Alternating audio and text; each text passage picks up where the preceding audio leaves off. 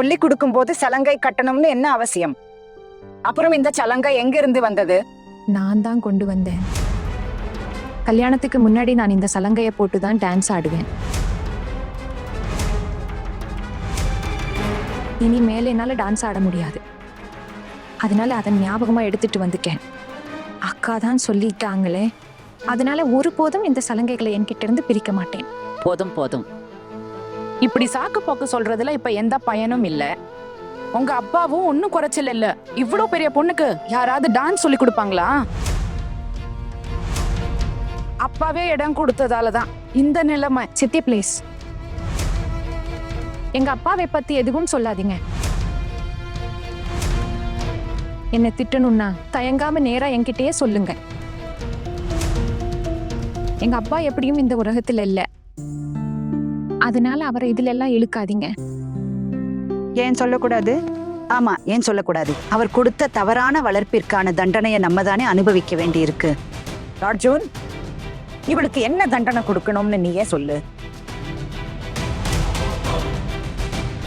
நீங்களே பாருங்க அம்மா, உங்களுக்கு என்ன பண்ணணுமோ பண்ணுங்க. அத்தா, நான் இவகிட்ட சொல்லிட்டேன், இனிமேல் இவ எப்பவுமே டான்ஸ் ஆட மாட்டா. ஆமா, டான்ஸ் ஆடுறது ஒரு பக்கம் இருக்கட்டும், இனி சலங்கைய போடவும் மாட்டா, தொடவும் மாட்டா. ஆனா இப்ப செஞ்ச தப்புக்கு என்ன செய்யறது? இவ இனிமேல் என்ன செய்வாங்கறத பத்தி நம்ம பேசவே இல்லையே. இன்னைக்கு டான்ஸ் ஆடிட்டா, எதிர்காலத்துல இந்த இளவரசி இன்னும் என்னென்ன வேலையெல்லாம் காட்டுவாளோ சொல்லு. அப்புறம் மூத்த மருமகளே, சொல்லுங்க சொல்லுங்க அத்தா. உன்கிட்ட இன்னைக்கு மறுபடியும் ஒரு விஷயத்த தெளிவா சொல்லிடுறேன். நான் என் மருமகள்கள்ல யாருக்காவது புத்திமதி சொல்லும் போது நீ இடையில பேச வராதே. இந்த பொண்ணு இந்த வீட்டில இருக்கணுமா இல்லையாங்கிறத நான் தான் முடிவு பண்ணுவேன். உன் சிபாரிசால எதுவும் மாற போறதில்ல. ஆனா இப்போ நீ ஏன் சொல்லு, உனக்கு என்ன தண்டனை கிடைக்கணும்? நான் என்ன சொல்றது? நீங்களே சொல்லுங்க, எனக்கு என்ன தண்டனை கிடைக்கணும்னு. குற்றவாளி தனக்கான தண்டனையை தானே முடிவு செய்ய மாட்டாங்க. நீங்க கொடுக்கும் தண்டனை எதுவா இருந்தாலும் அதை நான் ஏத்துக்கிறேன்.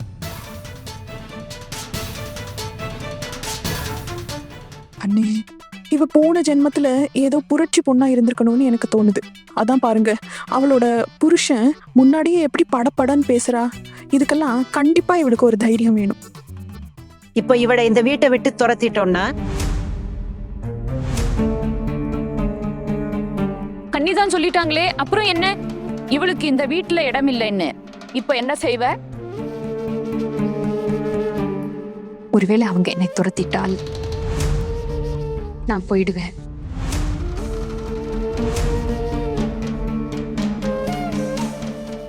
அண்ணி, இவ என்னடான்னா போயிடுவேன்ங்கிறாளே. பாருங்களேன், நம்ம பொண்ணுகளால இவ எப்படியெல்லாம் கஷ்டப்பட வேண்டி இருக்கு. எனக்கு ரொம்ப வருத்தமா இருக்குது அண்ணி. இல்ல அக்கா, நம்ம எப்படியாவது இவளை தடுத்து தான் ஆகணும். நீ ஆபீஸ்ல இருந்து வந்ததும் இவளோட அம்மா வீட்டுல கொண்டு போய் விட்டுரு.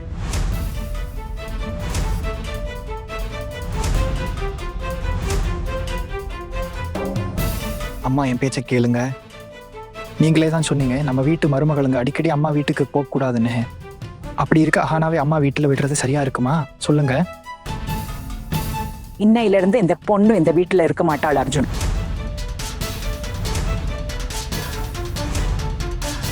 இந்த வீட்டு கதவுந்த இவளுக்காக என்னைக்கோ மூடப்பட்டுடுச்சு அர்ஜுன். ஒரு நாள் கூட இந்த பொண்ணை நான் இந்த வீட்டுல பார்க்க விரும்பல.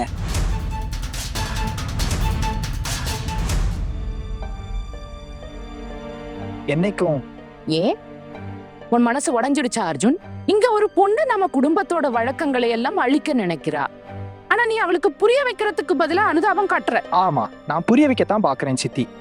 ஆனா ஏன் அப்படி நடந்துக்கிட்டீங்க? நான் எந்த தப்பும் செஞ்சதா நினைக்கல. என் பக்கம் எந்த தப்பும் இல்ல. உலகத்துல லட்சக்கணக்கானவங்க ஆடுறாங்க, நான் வீட்டுக்குள்ளதான் ஆடினேன். அதுவும் என் ரூம் கதவை மூடிக்கிட்டு தான் ஆடினேன். குழந்தைகளுக்கு நான் வந்து சொல்லிதான் கொடுத்தேன். அப்படி இருந்தும் எனக்கு தண்டனை தரணும்னு நீங்க நினைச்சா தண்டனை கொடுங்க.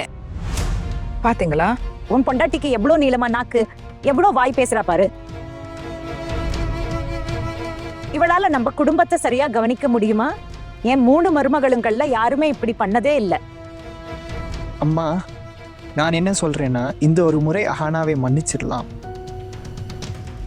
பெரியம்மா, தயவு செஞ்சு இந்த ஒரு முறை இவளை மன்னிச்சிடுங்க. இவ அம்மாவோட நிலைமையை பத்தியும் உங்களுக்கு தெரியும் தானே. ஒருவேளை அவளை வீட்டுக்குள்ள கூட விட மாட்டாங்க. கொஞ்சம் யோசிச்சு பாருங்க. கடைசியாக ஒரு முறை மன்னிச்சிடுங்களேன். அமைதியா இரு. உன்கிட்ட கேட்டேனா? உன்கிட்ட கருத்து கேட்டேனா? இல்ல பெரியத்த, எங்க கிட்ட யாரும் கருத்து கேட்கல. ஆனா விஷயம் என்னன்னா, நாங்களும் தான் வேற வீட்டிலிருந்து வந்திருக்கோம். அதனாலதான் கொஞ்சம் இவளை புரிஞ்சிக்க முடியுது. இவளுக்கு இன்னும் ஒரே ஒரு வாய்ப்பு கொடுத்து பாருங்களேன். இன்னொரு வாய்ப்பு கிடைக்காது. இவ அமைதியா நின்னுட்டு இருந்திருந்தா கூட யோசிச்சிருக்கலாம். ஆனா இவளோட வாய்தான் கொஞ்சம் கூட ஓயாம பதிலுக்கு பதில் பேசிட்டே இருக்கே. இவ அம்மா வீட்டுக்கு போனா தான் இவளுக்கு புத்தி வரும். அக்கா தான் சொல்லிட்டாங்கல்ல, அப்புறமா அவளுக்கு வேற வழியே இல்ல. இவ அம்மா இவ பழக்கத்தை மாத்தினால்தான் உண்டு.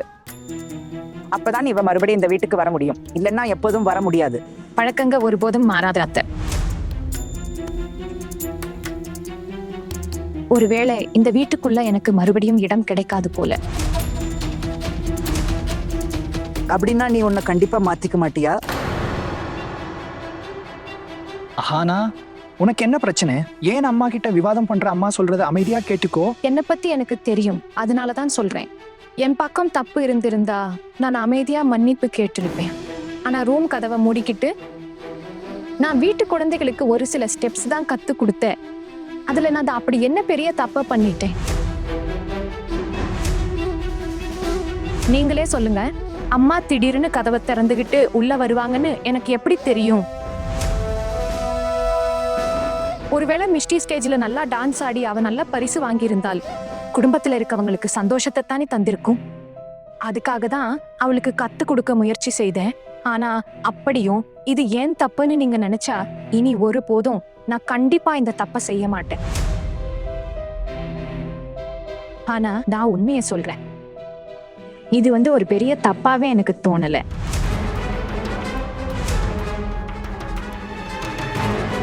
அர்ஜுன், சொல்லுங்கம்மா. இப்போ இவளை என்ன செய்யலாம்னு நீயே சொல்லு. உங்களுக்கு எது சரியா தோணுதோ அப்படியே செய்யுங்க. இன்னைக்கு சாயங்காலம் நீ ஆபீஸ்ல இருந்து வந்ததும் இவளை இவ அம்மா வீட்டுல கொண்டு போய் விட்டுடு. இவ கிட்ட சாமான்களை எடுத்து வைக்க சொல்லு.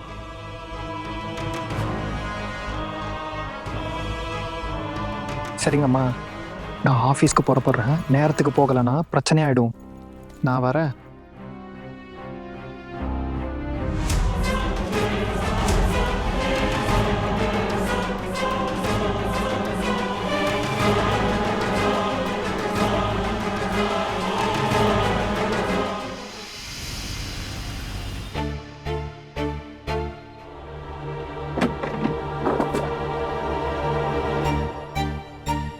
அத்தைக்கு தெரியாம மறைஞ்சி வந்திருக்கேன். ஏதாவது ஐடியா யோசிச்சிங்களா? ஏதாவது வழி கிடைச்சதா? அஹானாவை போகாமல் எப்படி தடுக்க? இந்த முறை அவளை வீட்டை விட்டு துரத்திட்டா மறுபடியும் அவளை இந்த வீட்டுக்குள்ள காலடி எடுத்து வைக்க விட மாட்டாங்க. சொல்ல போனா அவ பக்கமும் தப்பு இருக்குது. அவ என்னன்னா ரொம்ப வாய் பேசுறா, இப்படி படபடன்னு ஒரே விஷயத்தையே திரும்ப திரும்ப சொல்றா. என்னோட தப்பில்லைன்னு அப்படி சொன்னா சரியாகாது. பாருங்க நடு அண்ணி, நீங்க இன்னும் அந்த பொண்ணை பத்தி எதுவும் சரியாவே புரிஞ்சுக்கலைன்னு எனக்கு தெளிவா தோணுது. அவள் எதையும் நேருக்கு நேரா பேசும் பொண்ணு, வெளிப்படையா பேசுறாள். பாருங்க, இந்த வீட்டை யாராவது மாற்ற முடியும்னா அது அஹானா மட்டும்தான். உங்களுக்கு எல்லாம் குரல் கொடுக்க தைரியமே வந்தது கிடையாது. நாங்க குரல் கொடுத்திருந்தா எங்களையே அம்மா வீட்டுக்கு துரத்தி இருப்பாங்க. அப்ப என்ன செஞ்சிருக்கோம்? அப்புறம் எங்க அப்பாவால இந்த வயசுல இந்த மாதிரி விஷயத்தையெல்லாம் தாங்கிக்க முடியாது. பாரோ சொல்றது சரிதானே. நமக்கு குடும்பம் இருக்குது, குழந்தைகள் இருக்கிறாங்க. இப்படி எல்லாம் செய்ய முடியுமா என்ன? நீங்க ரொம்ப பேசாதீங்க. உங்களால கூட என்ன உங்களோட கூட்டிட்டு போக முடியலையே. பெரியத்த இடம் கேட்க உங்களுக்கும் தைரியம் இருந்ததில்லை. நீ சொல்றதும் சரிதான். இன்னைக்கு வரை தைரியத்தை காட்ட முடியலதான். ஆனா நான் ஒரு நாள் நிச்சயம் என் தைரியத்தை காட்டுவேன். உன்னை நிச்சயம் ஒரு நாள் என் கூட கூட்டிக்கிட்டு போவேன். உனக்காவது எங்காவது போக வழி இருக்குது. ஆனா எங்களை யோசிச்சு பார். நாங்க எப்பவும் இங்கேயே தான் கிடக்கணும். போதும், நிறுத்துங்க. இப்போ நமக்கு இது சரி அது தப்புன்னு தீர்ப்பு சொல்ல நேரம் இல்லை. இப்போ அஹானாவை எப்படி தடுக்கிறதுன்னு யோசிங்க. ஐடியா பெரிய அண்ணி, உங்களுடைய அப்பா ஜோதிடர் தானே? அவர் கைரேகை பார்த்து வாழ்க்கை சம்பந்தமான விஷயங்களை கணித்து சொல்லுவாரு, ஜாதகமும் சொல்லுவார் இல்ல. ஆமா, ஏன் சொல்லுங்க. ஆமா, கொஞ்சம் விலகுங்கள, என் பேச்சை கேளுங்க. நீங்க எப்படியாவது உங்க அப்பாவுக்கு ஃபோன் பண்ணி வர சொல்லுங்க. சீக்கிரம் டாக்ஸி பிடிச்சு வர சொல்லுங்க. பெரியம்மாவுக்கு அவரை ரொம்ப பிடிக்கும் தானே. அவர் அர்ஜுன் கல்யாண வரவேற்புக்கும் வர முடியல, அதனால இந்த சாக்கில் அவரை வரவழைப்போம். தயவு செய்து அவருக்கு சீக்கிரம் ஃபோன் பண்ணுங்க. ஆனா கொழுந்தனாரே அப்பா இங்க வந்து என்ன செய்வாருன்னு எனக்கு புரியல. நீங்க கவனமா கேளுங்க. உங்க அப்பாவை வர வச்சு இப்படி சொல்லுங்க. இப்போ நம்மளோட வீட்டுல ஏதோ ஒரு அபசகுன காலம் ஓடிக்கிட்டு இருக்குன்னு, அதனால இப்போ யாரும் வீட்டை விட்டு வெளியே போகக்கூடாது. ஒருவேளை யாராவது வீட்டை விட்டு போனா குடும்பத்துக்கு நல்லது நடக்காதுன்னு சொல்லுங்க. பாருங்க, இதை கேட்டதும் பெரியம்மா ஆஹானாவே அனுப்ப மாட்டாங்க. அப்புறம் தானாவே எல்லா ப்ராப்ளமும் சரியாயிடும். கொழுந்தனாரே, இந்த பிரச்சனையெல்லாம் இவ்ளோ சீக்கிரம் முடியாது. இந்த அபசகுன காலம் 1 வாரம் இல்லாட்டி 10 நாள்ல முடிஞ்சிரும். அப்புறம் என்ன செய்யறது? அதுக்கப்புறம் அத்தை மறுபடியும் அஹானாவை வீட்டை விட்டு துரத்தி அம்மா வீட்டுக்கு அனுப்ப சொல்லிடுவாங்களே. அப்போ என்ன செய்வோம்? அண்ணி சொல்றதும் சரிதான். இப்போ நம்ம புதுசா வேற ஏதாவது யோசிச்சு ஆகணும். அதாவது அண்ணி மூளையை இன்னும் கொஞ்சம் உபயோகிக்கணும், வித்தியாசமா யோசிக்கணும். ஆமா அண்ணி, உங்க அப்பாவை இங்க வர வச்சு, ஆனா இந்த வீட்டுக்கு ரொம்ப ராசியானவள்னு சொல்லுங்க. ஆனா இந்த வீட்டுல இருந்தாதான் முன்னேற்றம் வரும், வருமானம் பெருகும். ஒருவேளை அவ வீட்டை விட்டு போயிட்டானா நம்மளோட குடும்பத்துக்கு பெரிய ஆபத்து வரும்னு சொல்லுங்க. பாருங்க, இதை கேட்டதும் பெரியம்மா அஹானாவை வீட்டுல வச்சுக்க தானாவே சம்மதிப்பாங்க. இல்ல கொழுந்தனாரே, அப்பாவை இவ்ளோ பெரிய பொய் சொல்லி நான் எப்படி சொல்ல முடியும்? அண்ணி, இப்போ அஹானாவை காப்பாத்த இதை தவிர நம்ம கிட்ட வேற வழி இல்ல. அண்ணி கேளுங்க அண்ணி, நான் என்ன சொல்றேன்னா, நீங்க ஒரே ஒரு முறை உங்க அப்பா கிட்ட பேசி பாருங்களே. இவ்ளோ பெரிய ஆபத்துல இருந்து அவர் தான் காப்பாத்த முடியும். ஆமாக்கா, வேற வழி இல்லையே. இந்தன்னா இன்னைக்கே பெரியத்த அவனை திருப்பி அனுப்பிடுவாங்க. ஒரு முறை அவ போயிட்டானா அப்புறம் இங்க திரும்பி வரவே முடியாது. அவளை போக விட முடியாது. ஒரு முறை ஃபோன் பண்ணுங்களே.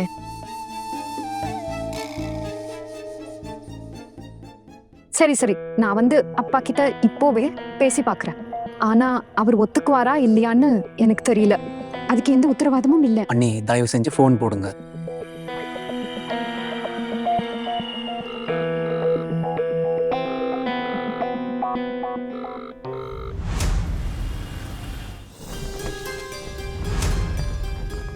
மாமியார் வீட்டுல உன்னை திருப்பி அனுப்புனா எங்கேயாவது ஒரு மரத்தடியில தஞ்சம் தேடிக்கும். எங்க வீட்டு அம்மா வீடுன்னு நினைச்சு இங்க வரும் தப்ப செய்யாத.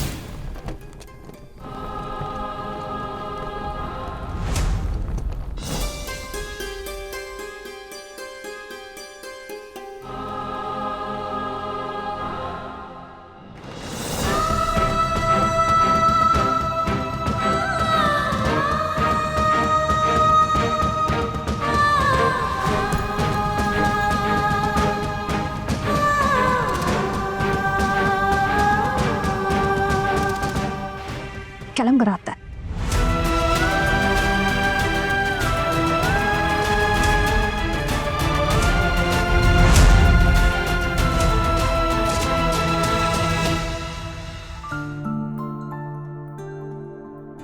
சரி.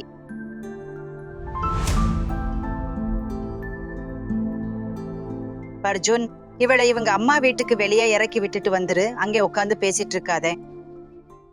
பெரியண்ணி, உங்க அப்பா இன்னும் சேரலையே. நீங்க ஃபோன் பண்ணி கேட்டீங்களா? அவருக்கு டாக்ஸி கிடைச்சிருச்சா? டாக்ஸி கிடைக்கல. ஒருவேளை டிராஃபிக் நெரிசல்ல சிக்கி இருக்கலாம். எனக்கு இப்போ ஒன்றும் புரியல என்ன நடக்குமோ. ஏதாவது செய்யுங்களேன் அக்கா. நான் என்ன செய்ய முடியும்? நான் அப்பா கிட்ட எல்லாத்தையும் சரியா தெளிவா சொல்லிட்டேன். ஆனா அவர் என்கிட்ட ஆமானும் சொல்லல, இல்லன்னும் சொல்லல.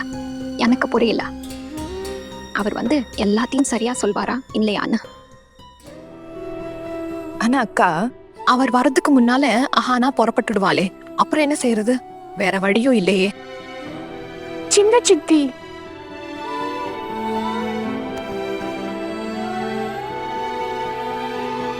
சின்ன சித்தி, நீங்க நிஜமாவே போறீங்களா? பாட்டி, சின்ன சித்திய மன்னிச்சிடுங்களேன், ப்ளீஸ். நீங்க அமைதியா இருங்க. இங்க என்ன வேலை? படிக்கல வேலை இல்லையா? உங்க ரூம்க்கு போங்க. வந்துட்டா சின்ன சித்திக்கு ஆதரவு பேச.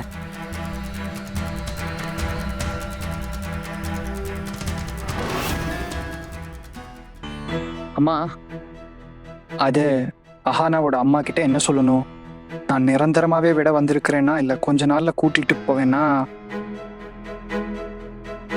இப்போ எதுவும் சொல்ல வேணாம். அம்மா கொஞ்ச நாளுக்கு அம்மா வீட்டுக்கு அனுப்பி வச்சாங்கன்னு மட்டும் சொல்லு. மத்ததெல்லாம் போன்ல நான் பேசிக்க. ஓ, இனி நேரம் ஆக்காத, இவளை அழைச்சிட்டு போ.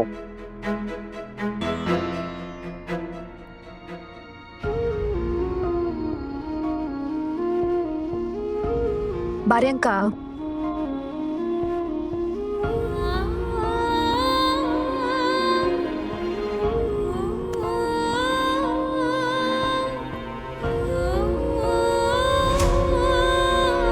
தீர்க்க சுமங்கலியா இரு.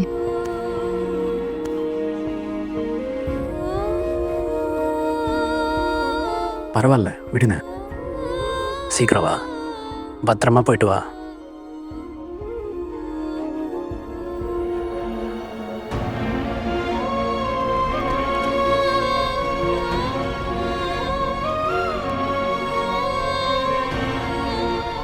சம்பந்தி யாரு?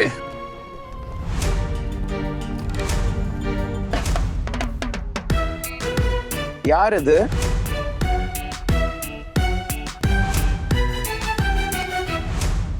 நான் தான் ஜோகேஸ்வர் பானர்ஜி வந்திருக்கேன். ஆஹா, எல்லாரும் வாங்க, சௌக்கியமா வாங்க. இருக்கீங்க தானே?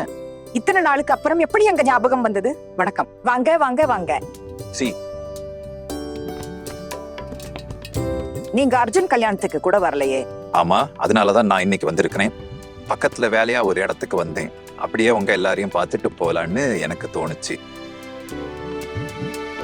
நல்ல காரியம் செஞ்சீங்க. நீங்க வந்த பிறகு உங்களை விட மாட்டேன். இன்னைக்கு நைட் தங்கித்தான் ஆகணும். இன்னைக்கு நீங்க எல்லார் கையையும் நல்லா பார்த்துடுங்க.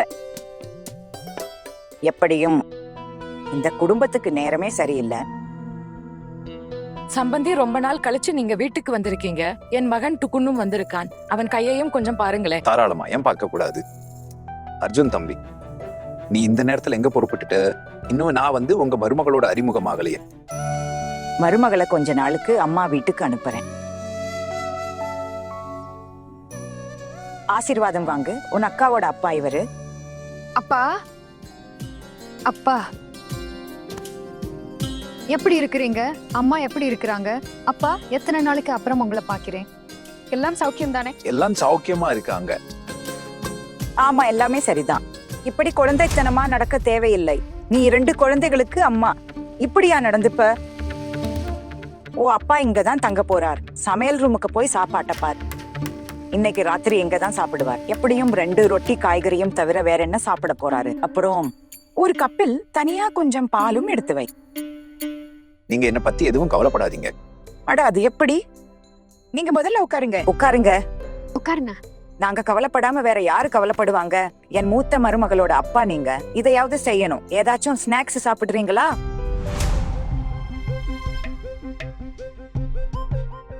ஆமா, கண்டிப்பா ஸ்நாக்ஸ் எல்லாம் சாப்பிடலாம். ஆனா முதல்ல சின்ன மருமகளை எனக்கு நீங்க அறிமுகப்படுத்தி வைங்க சம்பந்தி. அவள் அங்க நின்னு என்ன பாக்குற வந்து காலில விழுந்து ஆசீர்வாதம் வாங்கு.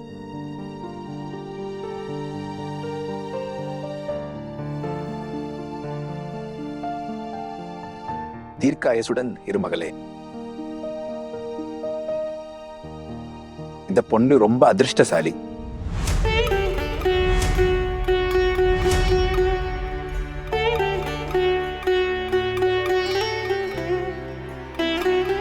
கையை பார்க்காமலேயே இவ அதிர்ஷ்டசாலின்னு எப்படி சொல்றீங்க?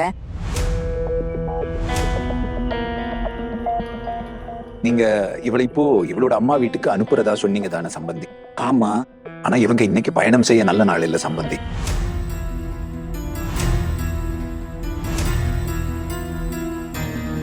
அர்ஜுனுக்கு ஏதாவது கெட்டது நடக்க அதிகமான வாய்ப்பு இருக்கு.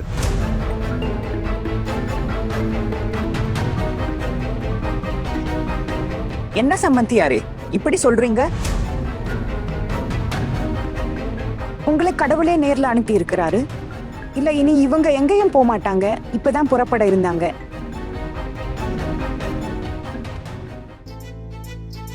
ஹே துர்கா தேவியே. அத்தை, அப்படின்னா இந்த நேரத்துல கொழுந்தனாரும் அஹானாவும் புறப்படுவது அபசகுணம். அவங்களுக்கு நல்லது இல்ல. அவங்க போக கூடாது தானே? அத்தை அவங்கள போக விடாதீங்க. இந்த அசுப முகூர்த்தம் எத்தனை நாள் இருக்கும் சம்பந்தி? இப்பதான் இன்னிதான் இது ஆரம்பிச்சிருக்கு. இது இன்னும் 1 மாசம் வரை கண்டிப்பா இருக்கும். இதுக்கு நடுவுல வீட்டு மருமகள்கள் வெளியே போனா பெரிய அபசகுனம் வரும். ஒருவேளை வெளியே போனாலும் அன்றிரவு பொழுது சாய்வதற்குள் வீட்டுக்கு திரும்பிடணும். வெளியே எங்கும் தங்கினால் அது பெரிய அபசகுனம். ரொம்ப பெரிய ஆபத்து ஏற்படலாம் சம்பந்தியாரே. ஹே துர்கா தேவியே, நான் இவளை கொஞ்ச நாளுக்கு அம்மா வீட்டுக்கு அனுப்பலாம்னு இருந்தேன். இனி 1 மாசத்திற்கு எங்கேயும் போக மாட்டா.